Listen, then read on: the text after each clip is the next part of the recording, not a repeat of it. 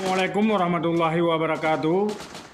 Bertemu kembali dengan saya di Aceh Gallery, channel khusus sejarah Aceh dalam sejarah 1 menit. Hari itu tengah malam tanggal 18 Mei 2003, Presiden Megawati Soekarno Putri memberi lampu hijau bagi ofensif terhadap para pemberontak Gerakan Aceh Merdeka. Dia menerapkan hukum darurat militer di Aceh dan menyatakan darurat militer untuk periode 6 bulan. Pemerintah menempatkan sekitar 30.000 tentara dan polisi ke Aceh. Pemerintah memberi ultimatum 2 minggu kepada Gerakan Aceh Merdeka untuk mengakhiri perlawanan dan menerima otonomi khusus dalam Negara Kesatuan Republik Indonesia.